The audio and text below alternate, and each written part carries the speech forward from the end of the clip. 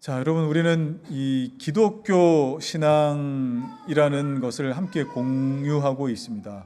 그런데 여러분, 예수를 믿으면서 이 질문을 해보셨습니까? 예수 믿는다는 것이 과연 무엇인가? 예수 믿는다는 것이 무엇인가?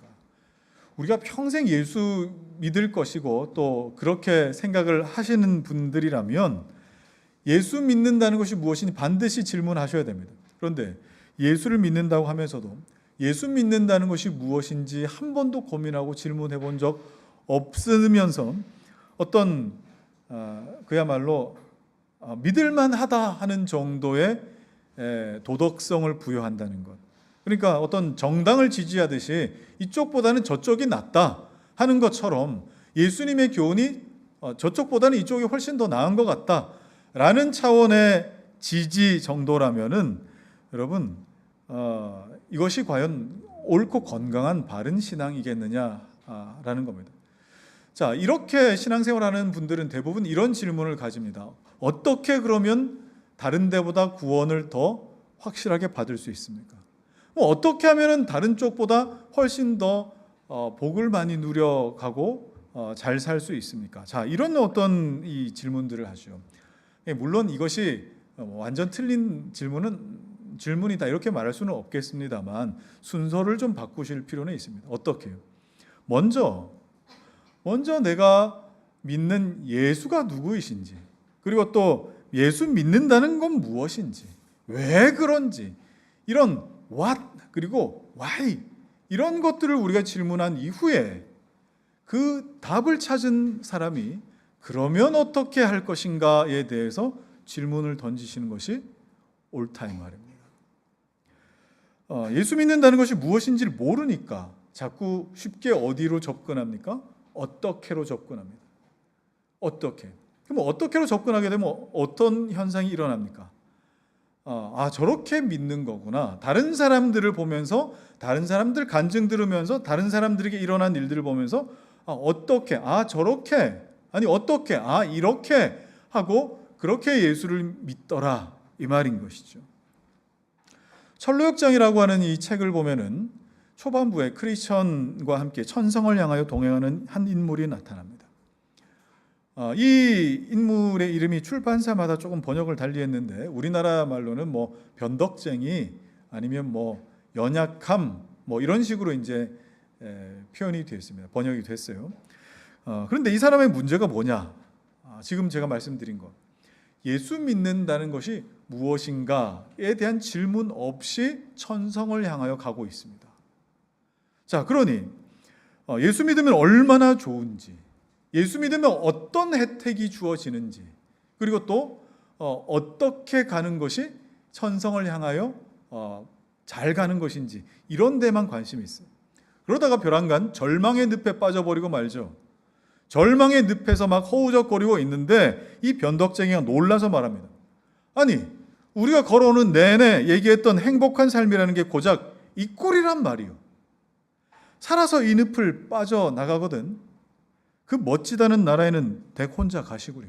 난 이쯤에서 관두겠소.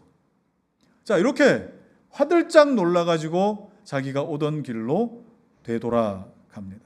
그런데 예수 믿는다는 것이 무엇인가에 대한 답이 없으면 참 많은 그리스도인들, 교회 다니는 사람들 다 이 지점에서 화들짝 놀라가지고 오던 길로 돌아가는 일들이 얼마나 많습니까?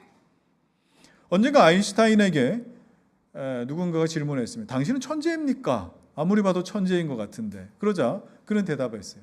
아니요, 나는 천재가 아닙니다.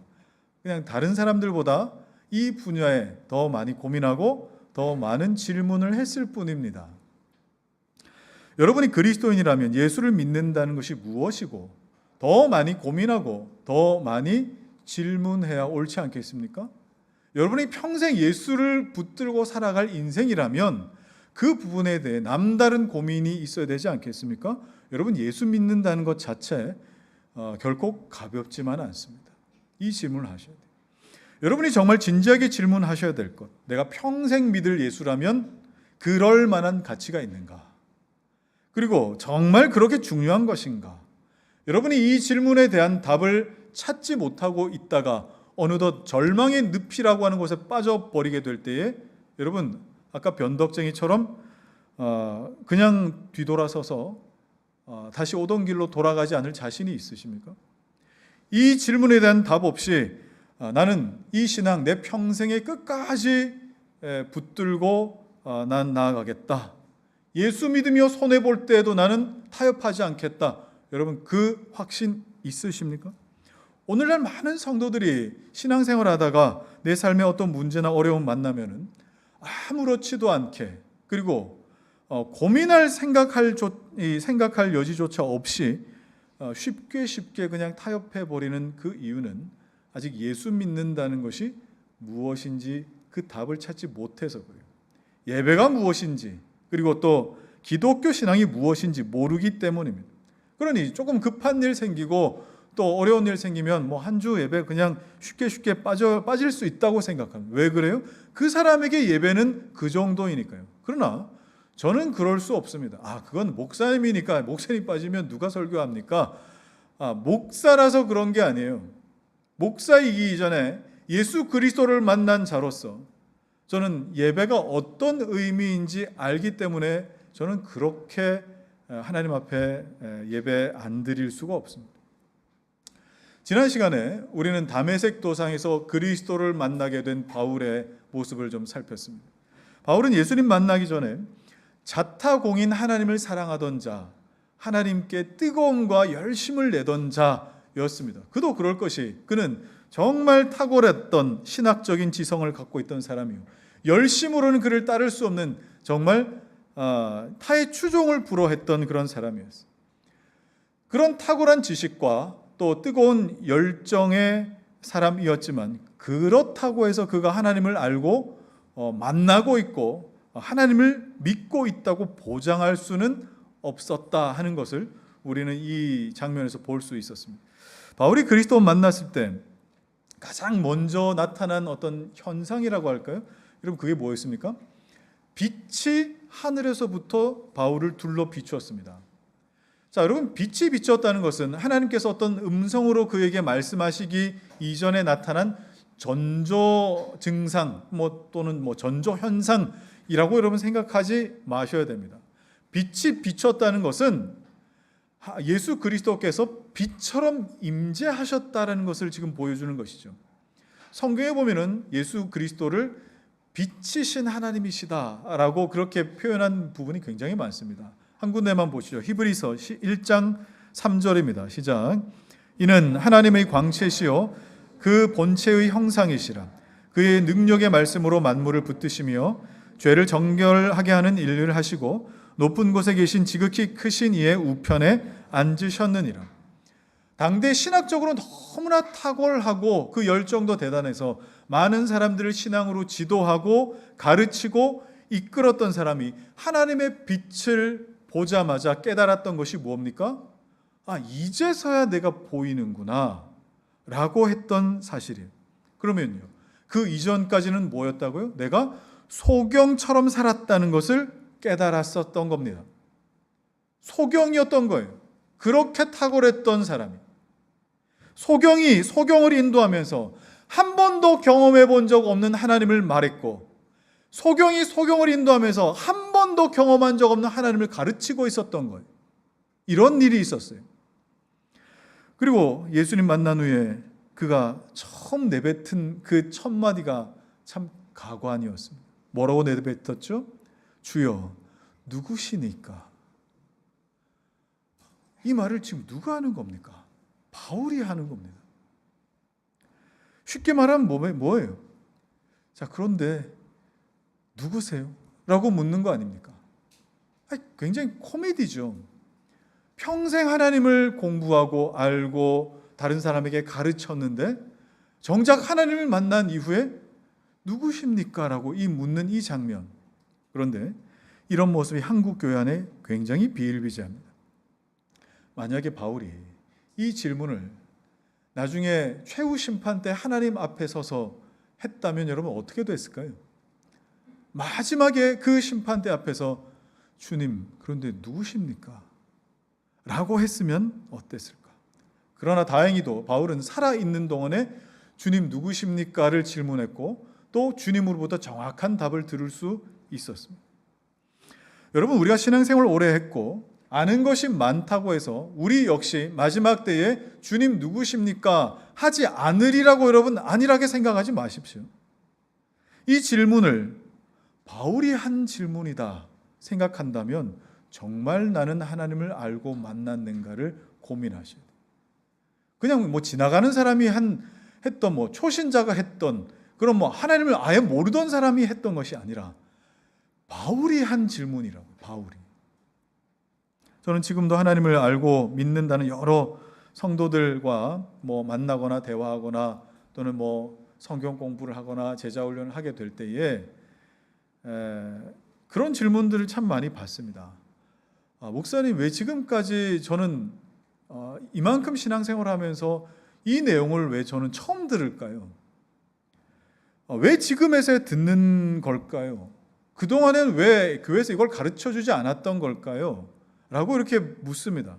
제가 뭐 저만의 신앙의 어떤 비결, 비책, 뭐 신앙의 노하우, 제가 뭐 이런 걸 가르치는 게 아니에요. 성경에 있는 내용이요. 그다음에 우리가 매주마다 고백하는 사도신경에 나와 있는 내용이요. 웨스트민스터 신앙 고백이나 대소요리 문답에 그대로 나와 있는 내용을 가르쳐도 그래요. 왜 이걸 지금에서 들었을까? 자, 이런 반응이 여러분 그 옛날 바울이 내뱉은 주님 누구십니까? 라는 그 질문과 같은 결이지 않겠습니까? 이 질문을 하지 않고 평생 산다면 내가 평생 하나님을 안다라고 하는 생각 속에 평생 십자가의 원수로 살다가 심판대 앞에서 결국 주님 누구십니까? 라고 질문을 하게 되겠죠. 여러분, 우리도 이 문제에 대해 진지하게 고민해 볼 필요가 있습니다.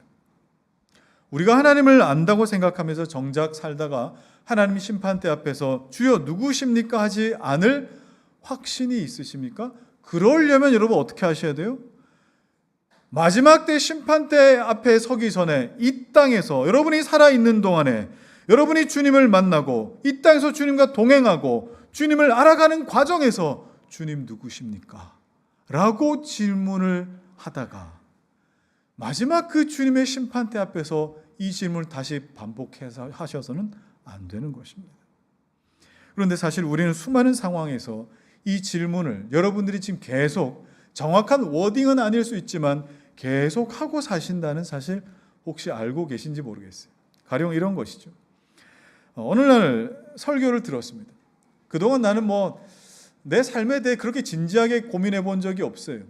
그냥 교회 와서 예배 드리고 밖에 나가면 밖에서 삶을 그대로 그냥 살아가는 거예요. 적당히 타협해야 될 때면 적당히 타협하고 어쩔 수 없는 상황이면 어쩔 수 없다라고 하는 그 어떤 만능 열쇠고리를 딱 차고 있다가 뭐 밖에 나가면 그렇게 살고 교회 오면 예배 드리고 그렇게 살다가 설교를 듣는데 이런 나의 삶에 대해 부인하고 내 상식과 나의 감정과 나의 형편이 다 벼랑 끝으로 몰려가는 것 같은 그런 고백을 요구받을 때에 내 속에서 내 의지와 상관없이 툭 하고 튀어나온 말이 아니 이런 요구하시는 당신은 도대체 누구십니까? 라고 질문을 할 때가 있습니다. 오히려 역질문이죠. 자, 여러분 이럴 때 우리는 어떻게 제대로 된 신앙 고백을 할 수 있을까요? 언제 이런 제대로 된 신앙 고백을 내뱉을 수 있겠습니까? 한번 따라합시다. 십자가를 지나야 합니다. 십자가를 지나야 여러분 제대로 된 신앙 고백을 할 수 있어요. 이게 무슨 말이냐? 여러분 아브라함의 인생을 이렇게 한번 조망해 보면은 우리 좀 이해하기가 수월할 것 같습니다. 하나님을 전혀 모르던 아브라함에게 하나님께서 나타나셔서 아브라함이 조금씩 하나님을 알아가기 시작합니다. 그러다가 벼랑간 하나님께서 아들 이삭을 제물로 바쳐라. 제물이 그냥 뭐 어떤 현금으로 드리는 것이 아니라 제물은 당시에 죽여서 포를 떠가지고 각을 떠서 그렇게 하나님께 드리는 거 아닙니까? 끔찍한 요구죠. 그런데 이 장면이 창세기 22장에 기록되어 있습니다. 그런데 이 창세기 22장 전에 아브라함 인생의 그 신앙의 여정이 어떠한가 쭉 한번 보십시오. 이게 참 중요한 자리에 있어요.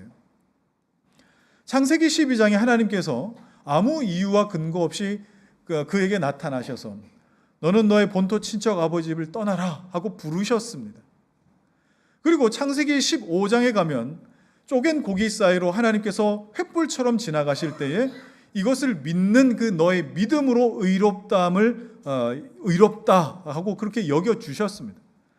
창세기 17장에 가면은 너희 집안에 속한 모든 남자들은 할례를 행하라 하고 다른 민족과 구별된 어떤 특징을 갖게 만드셨습니다. 그리고 나서 22장에 이를 때에 아들을 바쳐라 라고 하신 거예요. 여러분, 아들은 다른 아들을 물론 엄마가 다른 아들은 있었겠지만 정말 너의 씨로 말미암아라는 그 아들 하나밖에 없는 아들이에요. 이삭은 딱 외아들이었어요. 백세에 낳은 아들. 그 아들은 곧 자기 자신이었습니다. 그때 아브라함이 하나님의 이 요구를 듣고 어떻게 고백했을까? 자, 이렇게 히브리서는 말하고 있습니다. 11장 19절 시작. 그가 하나님이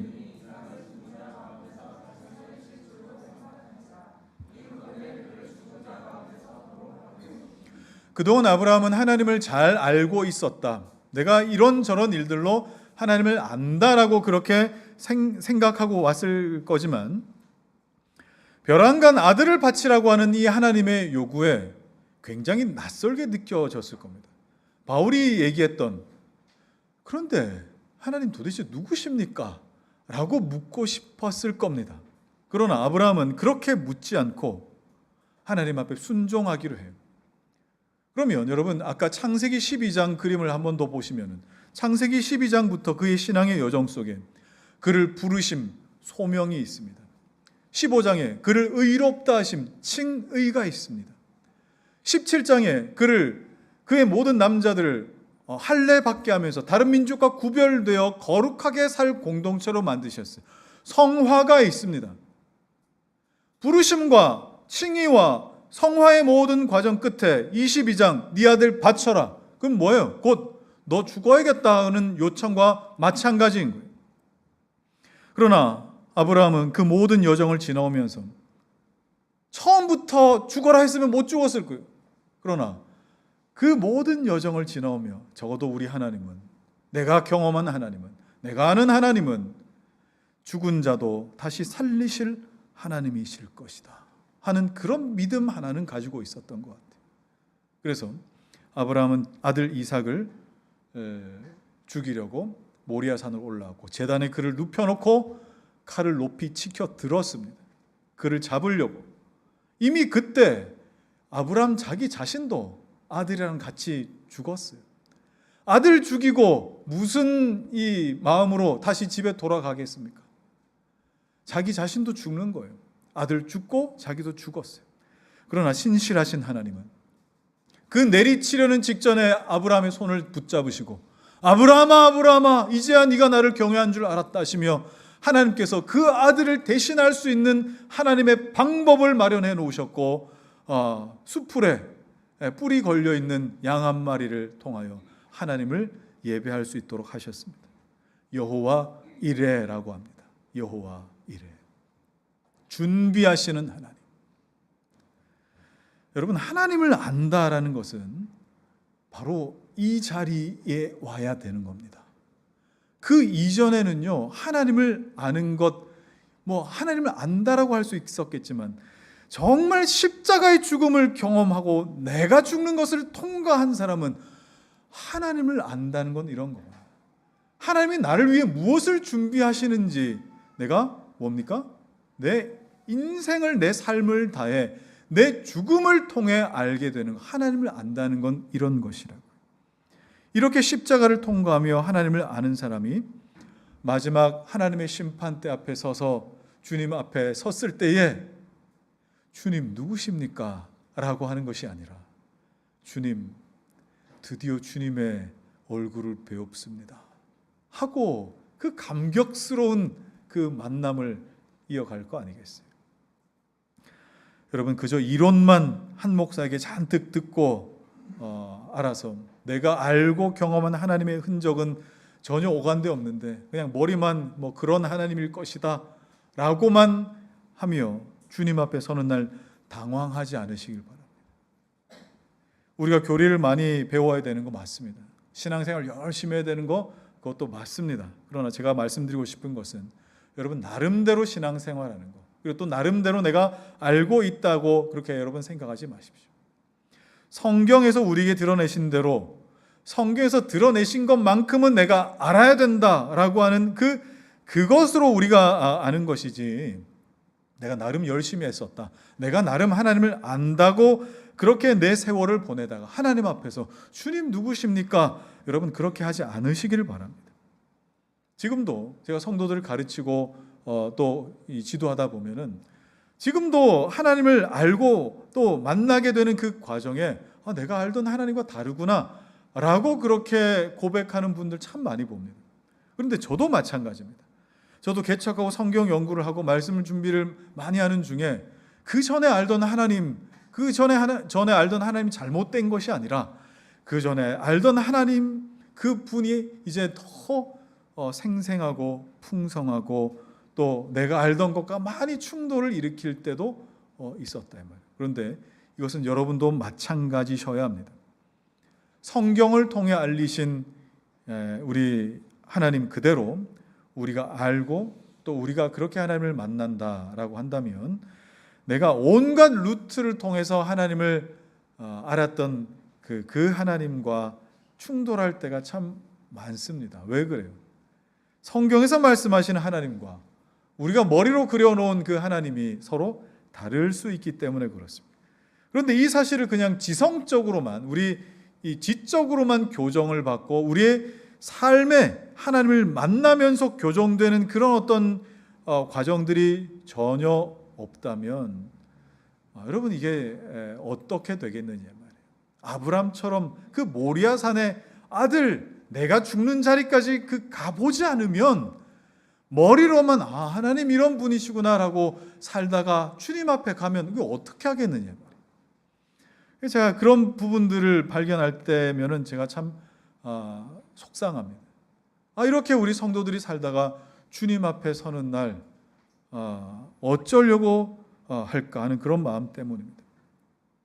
자, 그러면 우리가 십자가를 통과해야 된다라고 했을 때 여러분 그 십자가를 통과하는 그 여정에 참 많은 그 어떤 큰 무대라고 한다면 그것은 바로 교회라고 할 수 있습니다. 의외일 수 있습니다. 여러분 십자가면 늘 고난받고 굉장히 힘든 이것만 생각하니까 십자가 통과 그러면은 어디 세상이나 직장이나 이런 데일 줄 생각하시겠지만 아니요, 그렇지 않아요. 가장 큰 무대는 교회예요. 그런데 어떤 사람들은 이 교회 성도들이 내 마음에 들지 않는다, 자꾸 사람들 때문에 시험이 든다, 그래서 교회 안 나와버려요. 이제 목사님이랑 이제 대면하는 것도 부담스럽고 인사 나누는 것도 부담스럽고 그래서 그냥 그러지 않을 만한 또 그런 데로 또 가는 경우도 있습니다. 근데 거기 가면 또 괜찮아집니까? 아니죠. 또 거기서도 늘 사람 때문에 또 어떤 일 때문에 이 꼴 저 꼴 보기 싫으면 자꾸 어떻게 돼요? 유튜브로 예배 설교 듣고 그냥 그만해 버리는 이걸로 이제 나타나게 되는데 교회를 잘 몰라서 그렇습니다. 하나님은 의도적으로 저와 여러분에게 불완전한 교회를 주셨습니다. 의도적으로. 이건 하나님의 지혜입니다. 왜 그래요? 그 안에서 하나님 앞에 연단받으면서 하나님의 뜻을 찾도록 하셨기 때문에 그렇습니다. 그래서 우리가 사도신경 매주마다 고백할 때 뭐라고 합니까? 나는 거룩한 공교회와 성도가 서로 교제하는 것과 죄를 용서받는 것을 믿는다라고 고백하지 않습니까? 그러면 거꾸로 죄를 용서하는 것, 서로 죄가 용서받는 것이 성도가 서로 교제하는 방법이고 그런 성도들이 모여서 거룩한 공교회를 이루는 것이 우리 믿음의 내용이고 고백인 거예요. 그게 교회예요. 교회가 부족하다고 여러분 느끼십니까? 하나님께서 여러분에게 교회가 부족하다고 느끼느냐? 그걸 아는 네가 채워라. 하나님 요구하시는 겁니다. 교회가 소란스럽다고 너 느끼느냐? 그럼 네가 입을 다물어라. 교회가 기도하지 않는다고 느끼느냐? 네가 입을 열어서 기도해라. 하나님은 언제나 그 결핍 가운데 내가 죽어 그 자리를 채우기를 원하시지 보다 더 덜 결핍된 곳으로 내가 가기를 원하시는 건 아니라 이 말이에요. 그게 교회예요. 그런데 우리는 결국 그 결핍의 덜 결핍을 위해서 찾고 찾다가 결국 유튜브를 찾습니다. 유튜브 예배를 드립니다. 저는 그건 이미 예배가 아니라고 생각합니다. 왜 그렇습니까? 물론 피치 못할 사정으로 현장에 나오기 어려운 분들도 계십니다. 그러나 그것을 교회다 예배다 그렇게 여길 수 없어요. 왜 그래요? 예배는요, 거룩한 하나님 앞에 예수 그리스도 그 십자가로 죽은 나를 거룩한 산 제물로 드려 하나님 앞에 내가 나아가는 그 시간입니다. 교회가 완전하지 않아도요, 그 자리를 내가 죽어 그 자리를 채울 때 그 자리에서 예수 그리스도 사시는 것을 경험하며, 이곳저곳에서 내가 죽어 그리스도 사시는 걸 경험하며 함께 교회로 세워져 가는 기적을 맛보는 곳이 바로 교회라 이 말. 에베소 2장 한번 볼까요? 21절 22절입니다. 시작. 그 안에서 건물마다 서로 연결하여 주 안에서 성전이 되어가고 너희도 성령 안에서 하나님이 거하실 처소가 되기 위하여 그리스도 예수 안에서 함께 지어져 가느니라. 그래서 그리스도인들이 자기 자신을 가장 많이 부인해야 하는 현장은 바로 교회, 가장 큰 무대가 교회입니다. 여기에서 내가 내 부인, 자기 부인을 연습하고 그걸 가지고 여러분은 가정으로 돌아가시고, 그걸 가지고 여러분의 직장으로, 사람들 사이에, 학교로 그렇게 여러분들이 들어가시는 것이 옳다 이 말입니다. 이 전제를 가지지 않으면요, 교회를 어떻게 봅니까? 예수 사는 교회 찬양이 좋아서 왔어요. 또는 내가 좋아하는 사람이 있어서 왔어요. 그리고 또 외로워서 왔어요. 결혼하려고 왔어요. 온갖 그런 이야기들을 하지만, 물론 그런 것으로 시작은 할 수 있겠습니다만, 결국 그리스도 예수 안에서 내가 십자가를 통과하며 교회로 세워져 가는 것을 누리지 못하면 그저 열심히만 교회 다니는 것, 그것만 남을 뿐입니다. 그런데 예수 믿는 사람들이 그리스도를 알고 그리스도 사랑하고 또 주의 몸된 교회의 결핍을 그리스도의 마음으로 채울 그 마음 없이 그냥 열심만 낸다. 여러분, 이걸 우리는 어떻게 보면 좋을까요? 자, 고린도전서 16장 22절입니다. 시작. 만일 누구든지 주를 사랑하지 아니하면 저주를 받을지어다. 우리 주여 오시옵소서. 그리스도를 사랑하지 않은 채, 그리스도를 사랑한다는 게 뭔지도 모른 채, 그와 더불어서 교회를 세워가고 교회를 사랑한다는 것이 뭔지도 모른 채 그냥 열심히만 있는 신앙은 그 열심으로 저주받는 길이다 라고 바울은 굉장히 강력한 단어를 써서 이야기하고 있습니다. 바울이 아마 이 저주에 대한 이야기 중에 가장 강력하게 이야기한 부분이 바로 이 부분이 아닐까 싶습니다. 예수 그리스도 사랑하지 않고 그저 열심히만 있으면 그냥 열심히 저주받는 일이라고요. 바울이 이렇게까지 노골적으로 저주에 대한 이야기를 한 것은 그만큼 우리 신앙에 대해서 정확하게 한번 살펴보라고 하는 그런 뜻이 되겠죠. 자, 그렇다면 바울이 예수 그리스도를 만난 이후에 어떤 일이 계속되는가, 오늘 본문을 통해 한번 봅시다. 자, 6절 읽어주십시오. 시작. 너는 일어나 시내로 들어가라. 자, 지난 시간에 주님 만난 사람이 창조주를 만난 피조물은 땅에 엎드러짐이었다라고 그렇게 표현했어요. 그럴 수밖에 없습니다. 창조주를 만나게 됐을 때는 그 신적인 권위 앞에 납작 고개를 들 수 없는 모습, 그게 땅에 엎드러짐이라고 표현이 되었어요. 그런데 오늘 또 다른 특징이 하나 나오지 않습니까? 6절을 보시면 네가 행할 것을 네게 이를 자가 있느니라 라고 하셨어요. 자, 그러면 하나님께서 바울을 만나 주신 것에는 반드시 목적이 있고 이유가 있다는 뜻입니다. 네가 행할 것이 있다는 거예요. 여기에서 여러분, 우리는 구원과 하나님께서 우리를 구원해 내시는 것과 소명, 하나님 우리를 부르신 이 소명과의 관계를 한번 생각해 보았으면 좋겠습니다. 구원은 한번 따라합시다. 구원은 부르신 사건입니다. 그래요. 구원은 부르신 사건이에요. 그래서 소명이라고 하는 한자를 보면은 부를 소자에 무슨 명자예요? 목숨 명자입니다. 부를 소자에 목숨 명자. 하나님께서 우리를 불러내신 사건인데 그냥 부르신 게 아니라 우리의 생명을 불러서 내셨다라는 겁니다. 그러면 이런 질문을 하셔야겠죠. 왜 부르셨을까? 여러분을 왜 부르셨을까요? 저와 여러분 왜 부르셨을까요? 여러분 지옥 가는 게 너무나 안타까워서 얘야 너 지옥 가지 마라 하고 그렇게 하나님 부르셨겠습니까? 만일 그렇다라고 한다면 이건 알미니안주의자들의 주장에 지나지 않습니다. 그들의 주장이 뭡니까? 하나님께서 우리를 너무나 불쌍히 여기셔서 모든 자들을 구원시키기 위해서 예수 그리스도 이 땅 가운데 오셨는데 어떤 사람은 합당한 믿음이 있어서 예수를 믿고 구원받고 어떤 사람은 그냥 믿지 않으려고 해서 안 믿고 구원받지 못했다. 여러분 아마 구원에 대해서 여러분 이렇게 생각하고 계신 분들이 계실지 모르겠습니다.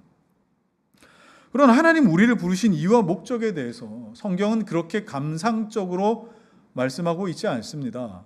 바울을 예수님 부르실 때 사울아 사울아 너 불쌍해서 어쩌니? 너 이러다가 하나님 심판대 앞에서 결국 지옥에 가게 될 텐데 너 불쌍해서 어쩌니? 그래서 내가 직접 너에게 나타난 거야. 너 그대로 살지 말고 나 믿고 이 구원받아야 돼. 그런 취지로 예수님이 나타나셨습니까? 그런 취지로 예수님 나타나지 않으셨습니다. 오히려 예수 그리스도 그에게 나타나실 때에 첫 마디가 뭐였습니까? 사울아 사울아 너 왜 나 핍박해? 난 네가 핍박하는 예수야 하고 그를 오히려 책망하시고 그가 죄인인 것과 정말 하나님 앞에 도무지 설 수 없는 존재라는 것을 폭로하시며 시작하시죠. 기독교 신앙은 이렇게 시작하는 거예요. 그리고 이어서 예수님께서 뭐라고 하십니까?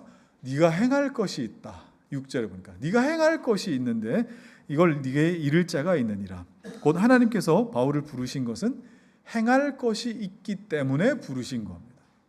아무 이유 없이 부르신 것이 아니라 여러분 하나님께서 누군가를 선택하여 부르실 때는 반드시 의도와 목적이 있으십니다. 이제 대통령이 새롭게 정부를 꾸렸어요. 적재적소에 이제 뉴스를 보니까 사람을 불러 세우는 것 같았습니다. 근데 그냥 부르겠습니까? 아니죠. 해야 할 일이 있기 때문에 부르는 거 아니겠습니까? 하나님도 마찬가지십니다. 성경을 보시면 하나님께서 이런저런 사람들을 부르시는 장면이 나오는데 항상 목적이 포함되어 있어요. 항상 틀림없이. 베드로는 이 소명, 부르는 것과 관련해서 부르는 것과 구원이 어떤 의미가 있는가? 베드로전서 2장 9절을 여러분 읽어주십시오. 시작. 그러나 너희는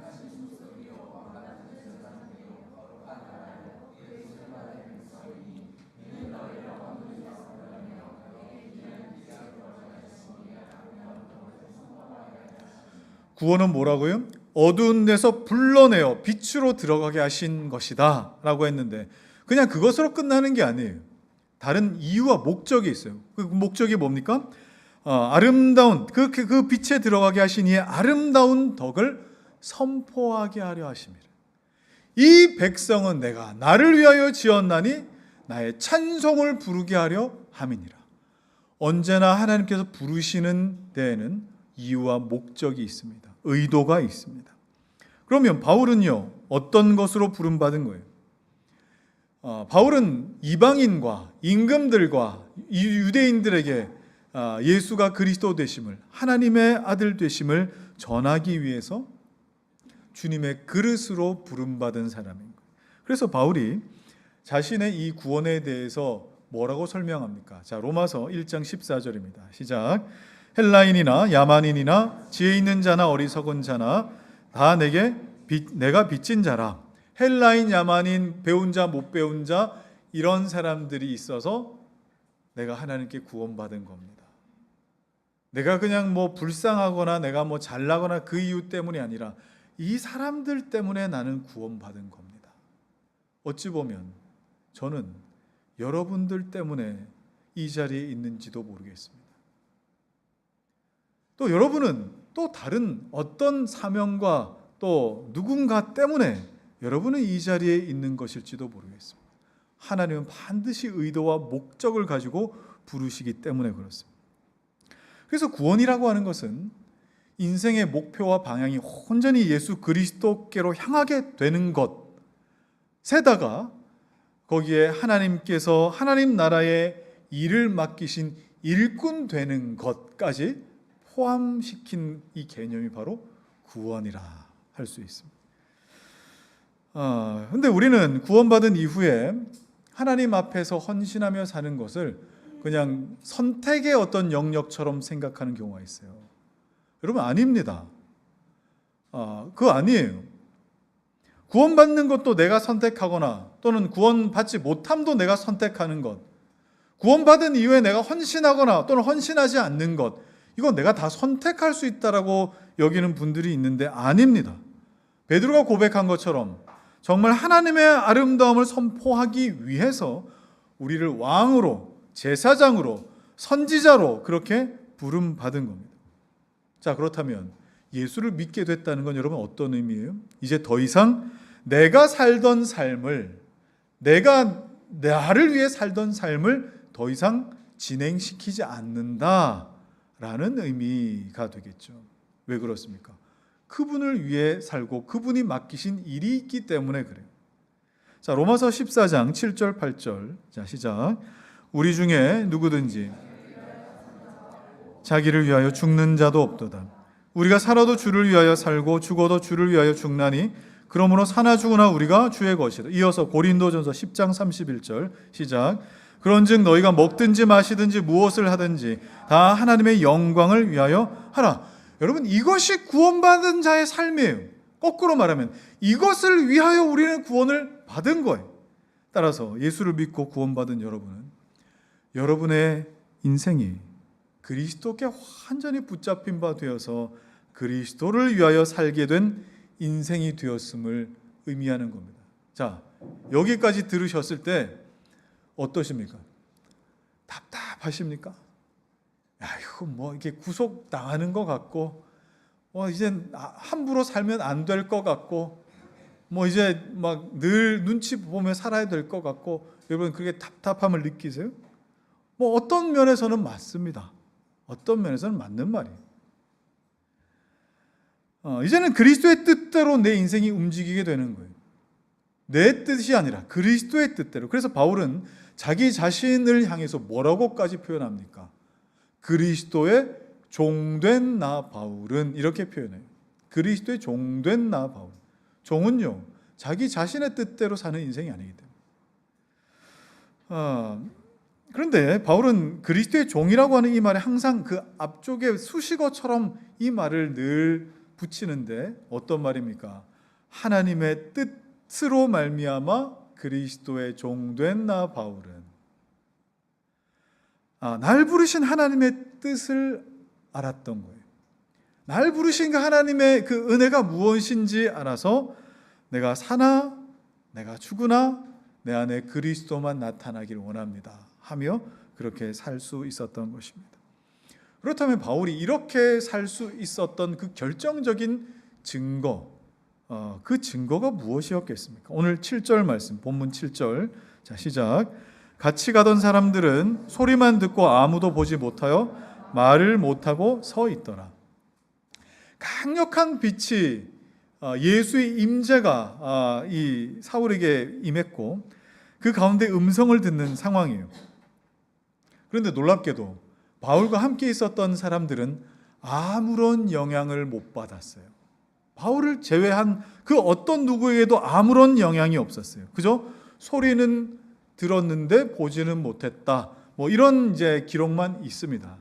그런데 참 흥미롭게도 바울 자신의 이 이야기를 사도행전 22장에서 간증하는 일이 있었는데 그 간증의 내용을 보면은 오늘 누가의 이 기록과는 정반대의 기록이 나옵니다. 한번 읽어볼까요? 자, 22장 9절 시작. 나와 함께 있는 사람들이 빛은 보면서도 나에게 말씀하신 이의 소리는 듣지 못하더라. 자, 정반대죠. 오늘 본문에서는 뭐예요? 빛은 못 보고 소리는 들었다. 이렇게 했는데 바울이 간증할 때는 뭐예요? 빛은 봤는데 소리는 못 들었다. 전혀 반대로 이야기를 합니다. 그럼 이건 성경의 오류일까요? 아니요. 이건 오류가 아닙니다. 이거는 인식의 차이라고 할 수 있을 것 같습니다. 이게 무슨 말이냐? 바울의 증언대로 당시 다메섹으로 가던 그 바울의 무리들에게 성령께서 임재하실 때 주변에 빛이 환하게 비춰졌던 건 사실이었던 것 같습니다. 당시에는 정오였습니다. 정오는 태양이 가장 강할 때 아닙니까? 근데 가장 강할 때 가는 길에 이상하게 다른 쪽 지점이 더 어둡게 느껴질 만큼, 그러니까 상대적으로 우리가 머물러 있는 이 스팟에 훨씬 더 빛이 밝다, 저쪽 지역에 조금 어둡게 느껴진다 할 어떤 현상이 일어난 것이 확실한 것 같습니다. 자, 그런데 오늘 본문에 소리만 듣고 보지 못했다라고 하는 것은 어떤 의미겠어요? 함께 있던 사람들 주변이 환해지는 건 함께 느꼈겠지만 그것이 무엇인지는 잘 몰랐고, 그리고 또 정확하진 않지만 어떤 소리 같은 게 들렸는데 동시에 옆에 같이 가던 주동자였던 사울이 웅얼웅얼하면서 주여 누구십니까? 주여 누구십니까? 이렇게 웅얼웅얼거리는 소리는 그 옆에 있던 사람들이 들었던 것이겠죠. 그렇다면 바울이 주관적으로 경험한 것 역시 아마 비슷한 맥락의 다른 표현이었을 겁니다. 함께 있던 사람들에게 환하게 빛이 비쳤을 때 다른 지역보다 이 스팟이 좀 더 밝다는 걸 사람들은 인지를 했었을 거예요. 그런데 특별히 누가는 소리를 들었다라고는 했는데 바울은 말씀하시는 이의 소리라고 그렇게 구체적으로 묘사한 것으로 봐서 자신에게는 말씀으로 들렸는데 사람들에게는 뭐로 들렸어요? 소리로 들렸던 거예요. 자, 정리해 봅시다. 자, 바울이 그리스도를 만나는 그 영광스러운 장소에서 함께 빛을 받고 음성을 들었습니다. 그럼에도 불구하고 바울을 제외한 그 어떤 누구도 그 빛이, 그리고 그 소리가, 음성이 무엇인지 전혀 알 수 없었습니다. 아무런 영향이 없었습니다. 그렇다면 우리가 지금 그리스도를 만나는 이 영광스러운 예배도 여러분 그 연장선이지 않겠습니까? 지금도 성령께서 우리 마음에 빛을 비추어 우리를 조명하고 계십니다. 여러분 믿으십니까? 지금 성령께서 우리 심령에 조명하신다고. 여러분 빛이라고 하는 것은 우리가 인지할 수 있는 이런 가시광선만 있는 게 아니에요. 우리 눈으로는 볼 수 없지만 우리 몸을 뚫고 지나가는 X선 같은 빛도 있어요. 감마선도 있어요. 그다음에 적외선도 있고 자외선도 있고 온갖 또 우주에서 나는 그런 빛들의 종류들이 있어요. 하물며 이 세계 만물을 창조하신 창조주에게서 나오는 빛은 여러분 어떻겠습니까? 우리의 마음을 뚫고 지나가시며 우리의 생각의 결을 다 나누시는 그 빛이지 않으시겠습니까? 그래서 예배 중에 이 성령의 조명하심 가운데 내가 발가벗겨진 것 같은 느낌이 들기도 하고 충격을 받기도 하고 때로는 놀라기도 하고 때로는 감격하기도 하는 그런 일들이 있게 되는 것이죠. 그런데 그것과 동시에 무엇이 일어나야 옳습니까? 그것과 동시에 하나님의 음성이 나에게 들려야 마땅합니다. 조명이 있어야 되고 하나님의 조명이 있어야 되고 하나님의 음성이 있어야 돼요. 예배에는 반드시 이 두 가지가 함께 작용해야 됩니다. 성령의 조명과 하나님의 음성입니다. 그런데 만약에 A는 있고 B가 없다. 성령의 조명하심이 있고 하나님 말씀이 안 들린다. 물론 그럴 일은 거의 없겠지만 단적으로 그냥 표현하자면 만약에 이렇다면 어떻게 될까요? 예배 다 끝나고 나서 A는 있는데 B가 없는 사람은 예배 다 끝나고 나서 오늘 예배 참 좋았어. 참 유익했어. 그런데 말씀대로 살지는 못하겠어. 이게 뭐예요? A만 있고 B는 없는 모습이겠죠. 자, 여러분 예배에는 빛과 음성이 함께 공존해야 되는 거예요. 성령의 강력한 나타나심과 역사심이 있고 하나님의 권위의 음성이 있는 겁니다. 그래서 여러분 자주 그런 말씀들 순모임 때 하시지 않습니까? 오늘 목사님이 유달리 나 들으라고 하신 말씀인가? 여러분 들으라고 한 말씀이 아니라 하나님께서 조명하실 때 그렇게 들리게끔 하시겠죠. 저는 그런 분들이 참 복된 사람이라고 생각합니다. 말씀하시는 이의 음성을 들어야 돼요. 하나님의 말씀이 하나님의 음성으로 들릴 때에 비로소 바울의 내면에 일어난 것처럼 막 지진이 일어나고 때로는 깎임이 생기고 때로는 매움도 생기는 그런 은혜가 있게 되는 거 아니겠어요? 그래서 여러분 그냥 예배 와서 앉아 있다는 것으로 만족하지 마십시오. 예배 와서 앉아 있다. 여러분이 예배 참석한 것으로 사단이 두려워하지 않습니다. 정말 사단이 경계하고 두려워하는 사람이 누군지 아시겠어요? 하나님 예배 중에 조명과 음성을 경험한 사람 아니겠습니까? 그렇다면 여러분이 마귀와 입장을 바꿔놓고 한번 생각해 보십시오. 예배 중에 악한 마귀 사단이 여러분 역사하지 않겠습니까? 아니요, 역사합니다. 어떻게 역사합니까? 정말 밭에 이 네 가지 밭에 씨앗이 뿌려질 때에 길가에 떨어진 씨앗이 어떻게 돼요? 마귀가 와서 새로 표현되어 있지만 마귀가 와서 얼른 그 씨앗을 잡아물고 싹도 트지 못하고 그냥 없어져 버리는. 여러분이 마귀라면 어떻게 하시겠어요? 여러분이 말씀을 들어도 듣지 못하고 보아도 보지 못하도록 눈과 귀를 그렇게 막아버리면 괜찮아요. 그 상태로 내 평생 예배당 늙어 죽을 때까지 오간다 할지라도 마귀가 걱정할 대상은 아닐 수 있는 거예요. 여러분 예배 전에 일찍 나오십시오. 예배 전에 일찍 나오셔서 하나님 앞에 사모함으로 하나님 오늘 이 예배에 성령의 빛과 하나님의 음성을 내가 경험하고 누리는 이 예배가 되게 해주십시오.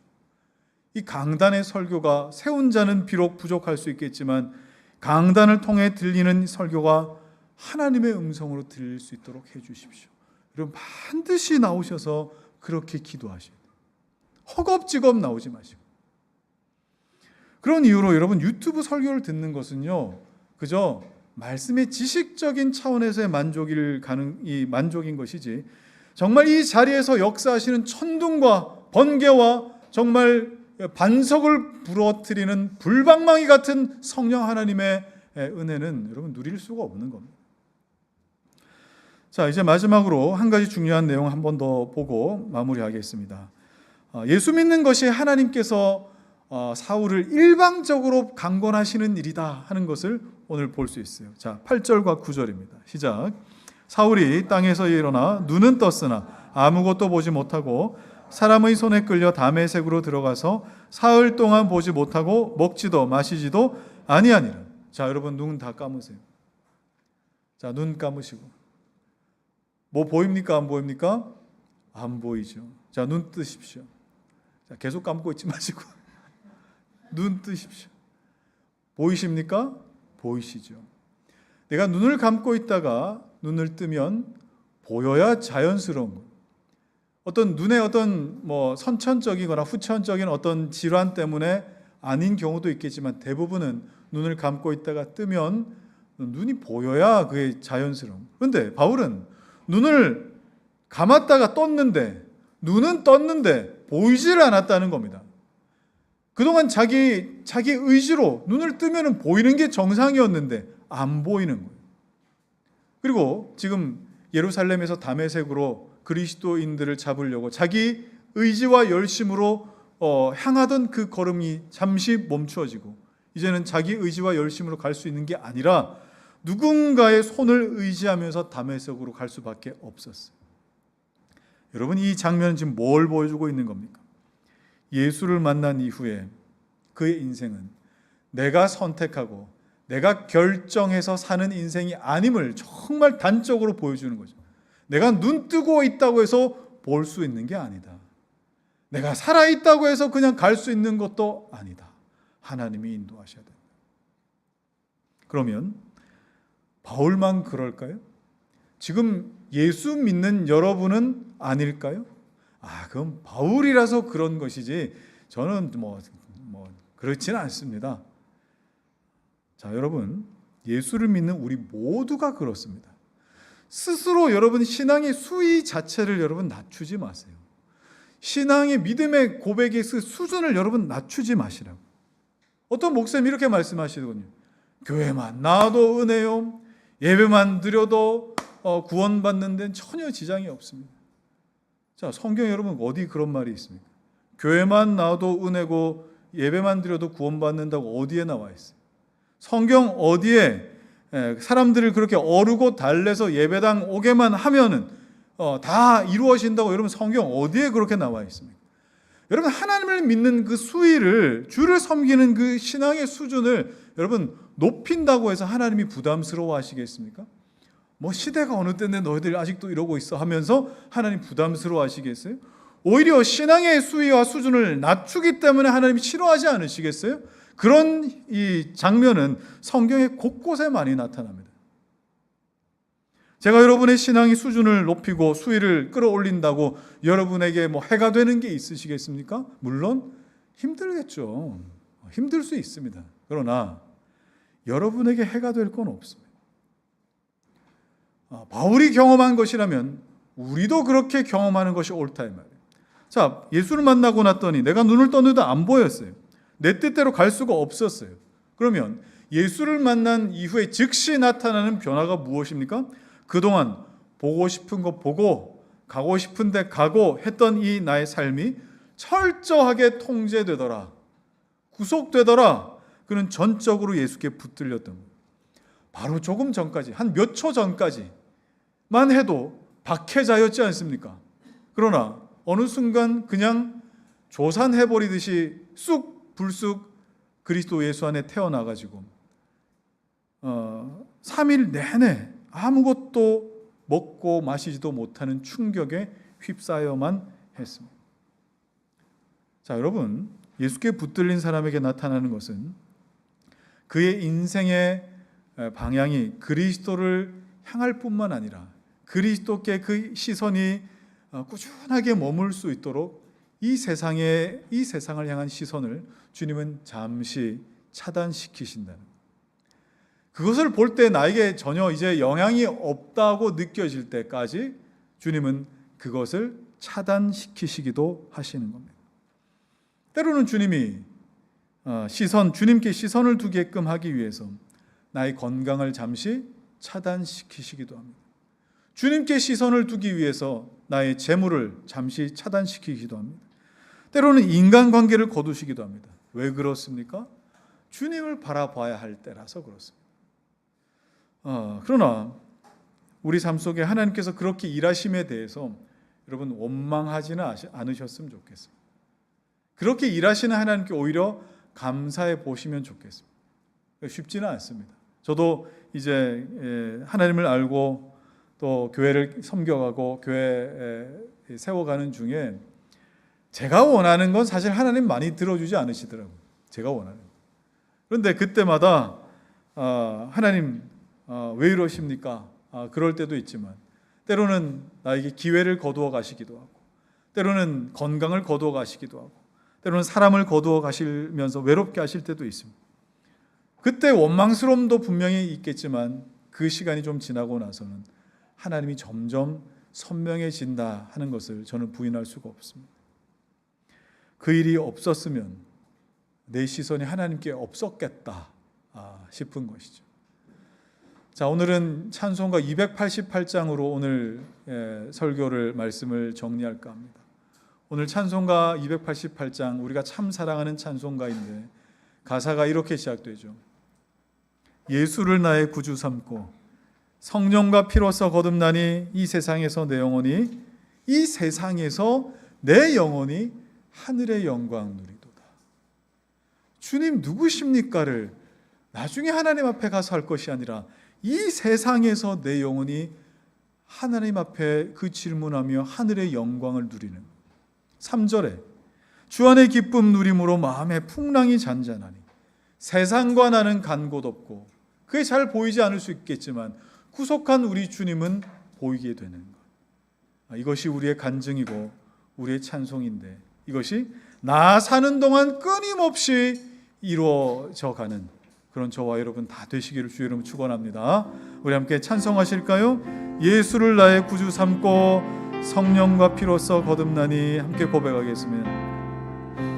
예수를 나의 구주 삼고 성령과 피로써 거듭나니, 이 세상에서 내 영혼이 하늘의 영광, 이것이 나의 간증이요, 이것이 나의 간증이요, 이것이 나의 찬송일세.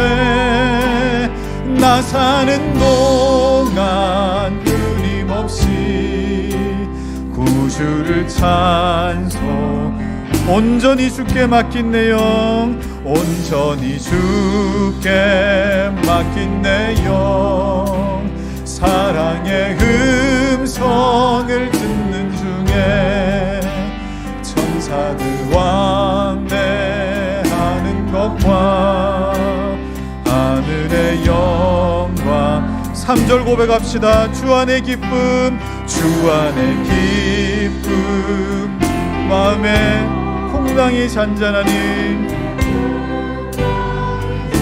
세상과 나는 간 곳 없고 나는 간 곳 오직 구속한 주만 보이도. 아멘.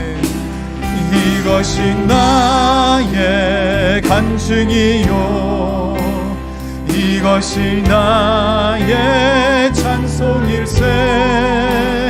나 사는 동안 끊임없이 구주를 찬송하리로다. 자, 여러분 오늘 말씀 의지하며 우리 함께 기도하실 텐데, 그동안 하나님을 알았고 하나님을 많이 배웠고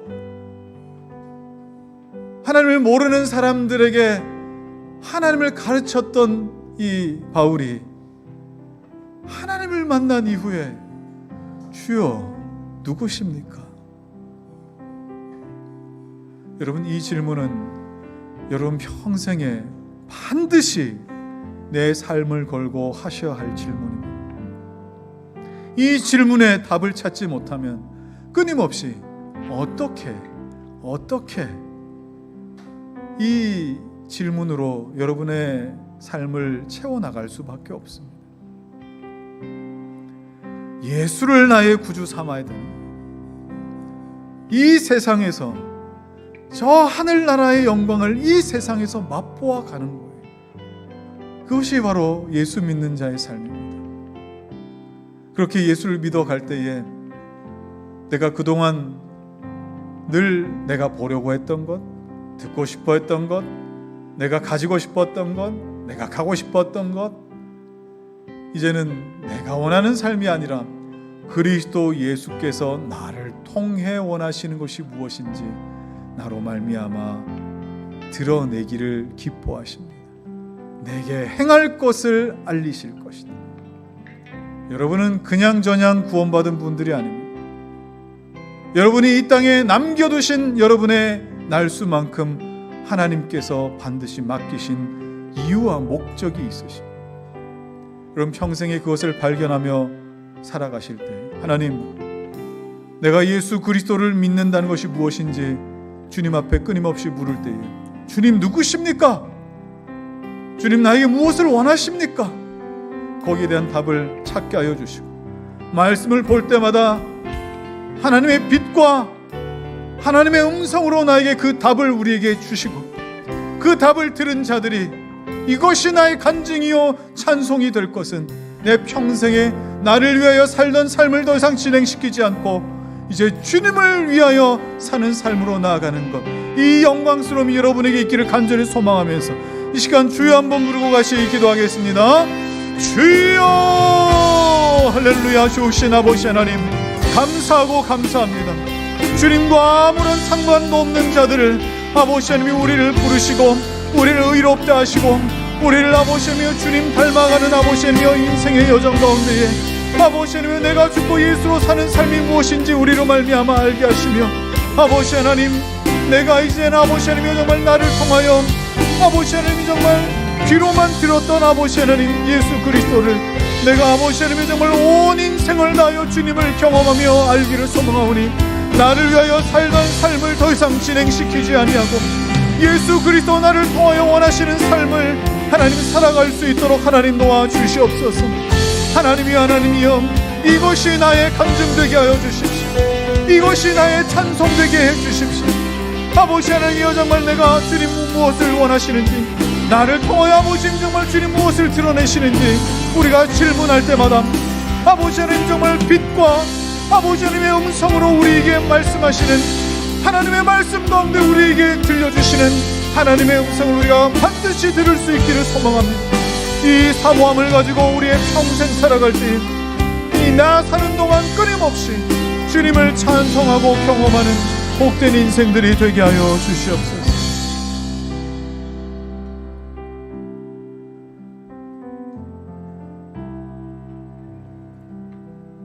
사울아 사울아 네가 어찌하여 나를 박해하느냐. 대답하되 주여 누구시니까. 마치 하나님을 알았던 적 없는 사람처럼 오늘 바울이 주를 만나는 그 자리에서 질문하였습니다.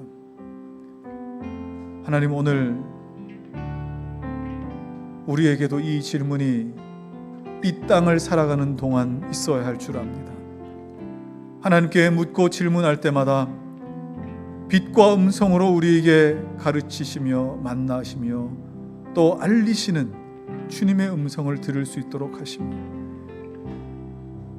이 귀한 은혜로 말미암아 그동안 내가 나의 삶을 진행해 왔던 것을 이제 멈추고 주님 기뻐하시는 삶이 무엇이며 나를 통해 드러내시는 것이 무엇인지 나에게 맡기신 것이 무엇인지 그것을 알고 그 삶을 살아가기로 소망하는 우리 사랑하는 성도들의 마음을 붙들어 주시옵소서. 이제는 우리 주 예수 그리스도의 은혜와 하나님의 사랑과 성령의 교통하심이 나 평생 사는 동안 주님 나에게서 온전히 드러나시는 간증과 찬양이 가득하기로 소망하는 사랑하는 성도들 머리 위에 이들의 생업과 가정과 자녀와 신앙의 모든 여정 위 이제로부터 영원토록 함께 하시기를 간절히 축원하옵나이다. 아멘.